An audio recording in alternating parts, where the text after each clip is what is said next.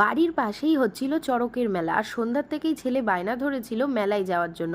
কিন্তু কালকে যেহেতু এক্সাম, তাই সন্ধ্যার থেকে পড়াতে বসেছিলাম, কিন্তু আর শুনলো না। রাত 10টার সময়ও যেতে হলো ওকে নিয়ে মেলায়। মেলায় ঢুকতে ঢুকতেই ও খেলো একটা আইসক্রিম, কারণ ও মেলার সব ধরনের খাবার তো খায় না, মানে ও একটু আইসক্রিম ফুচকা এটাই পছন্দ করে। যাই হোক, ওকে ওই আইসক্রিম কিনে দিয়ে একটু মেলাটা ঘুরলাম। তারপরে দেখো, ভোলে বাবার কৃপায় এরা কানে, বুকে, ঠোঁটে, পিঠে সব জায়গায় বড়শি ফুটিয়েছে, কিন্তু দেখো কিছুই হচ্ছে না এদের।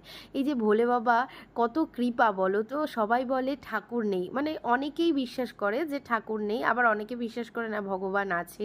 কিন্তু আমি বলবো ভগবান আছে। ভগবান যদি না থাকতো তাহলে এরকমভাবে এরা এগুলো করতে পারতো বলো? আমাদের তো সামান্য কেটে গেলেই রক্ত বেরোয়, কত ব্যথা হয়।